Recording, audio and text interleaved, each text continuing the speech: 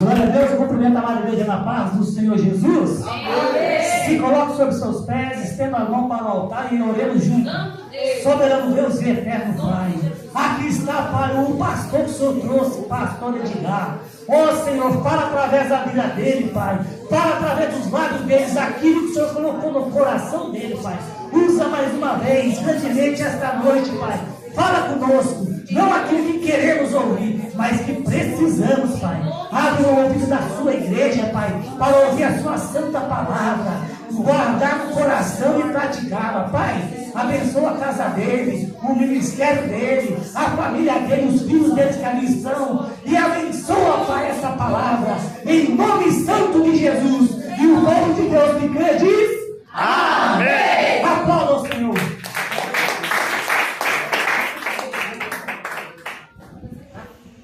Glória a Deus. Meus irmãos, a paz do Senhor Jesus. Amém. Epístola de Paulo aos Romanos, capítulo 11. Aleluia, Jesus. Versículo de número 36. Romanos, capítulo 11. Versículo de número 36.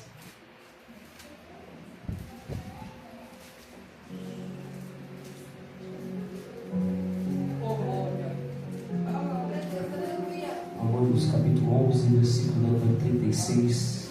Quem achou, diga amém. Amém.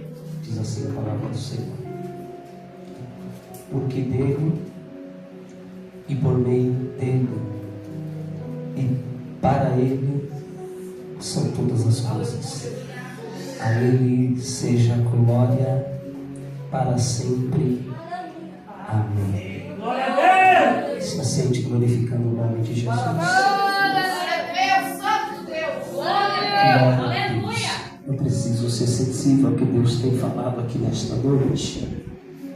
Deus merece toda a honra, toda a glória e todo o louvor. Quero louvar a Deus por esta oportunidade de poder voltar nesta casa. Louvo a Deus por esse privilégio de estar podendo ministrar a palavra do Senhor Jesus Cristo. Agradecer ao convite. Diaconisa, obrigado. Deus abençoe a vida da senhora, poderosamente, sua família, sua casa.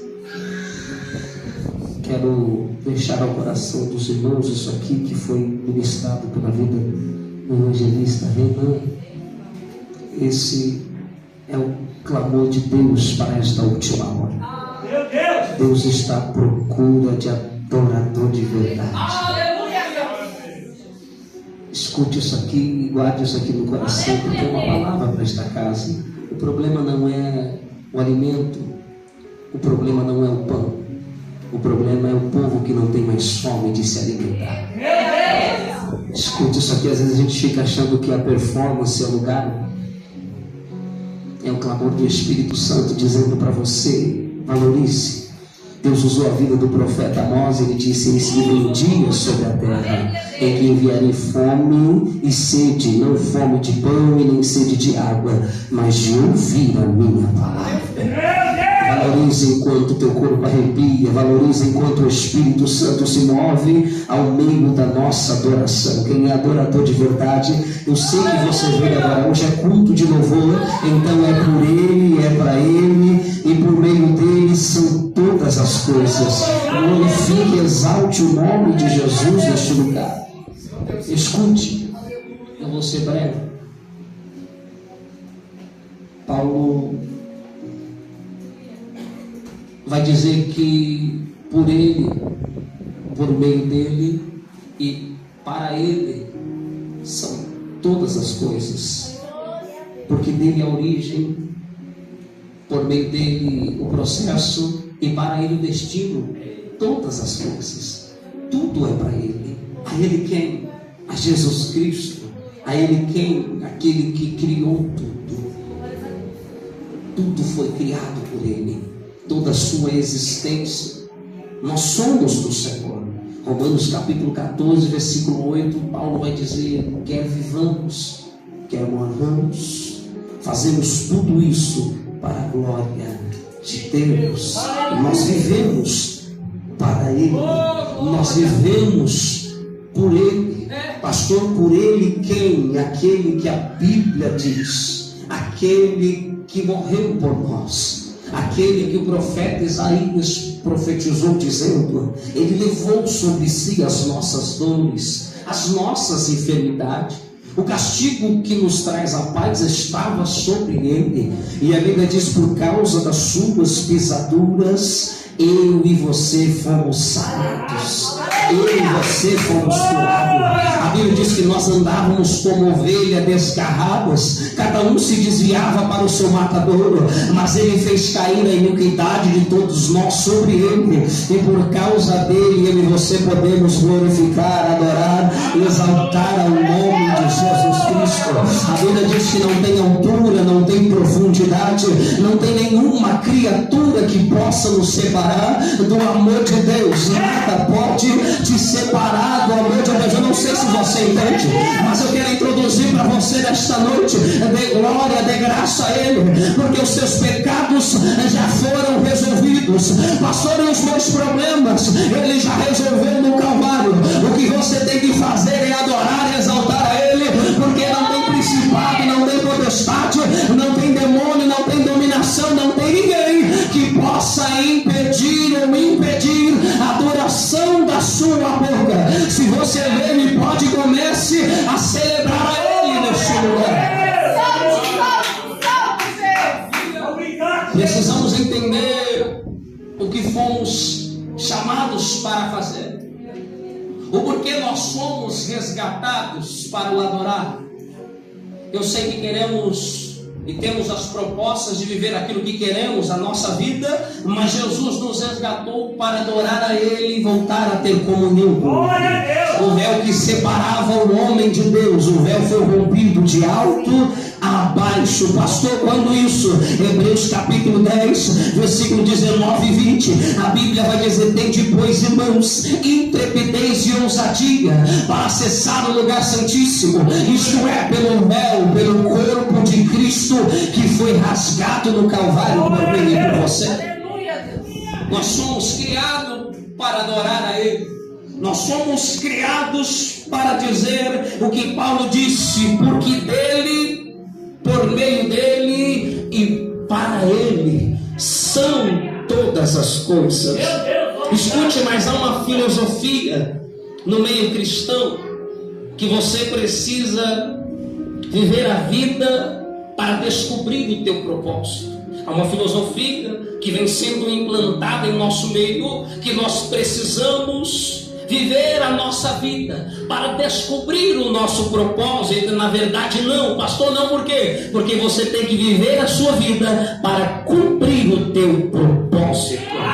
Mas por que você passa mais tempo tentando se descobrir do que cumprindo de fato o teu propósito? Pastor, por que eu passo mais tempo tentando me descobrir do que de fato cumprindo o meu propósito? Porque no meio do caminho você quer realizar você, porque no meio do caminho você quer satisfazer você. Pastor, por quê? Porque no meio do caminho eu quero me fazer crescer, porque no meio do caminho eu vou perdendo a minha essência, porque no meio do caminho você quer conquistar patrimônios para provar às pessoas. Pastor, provar o quê? Provar que você é, que você pode, que você tem e que você consegue.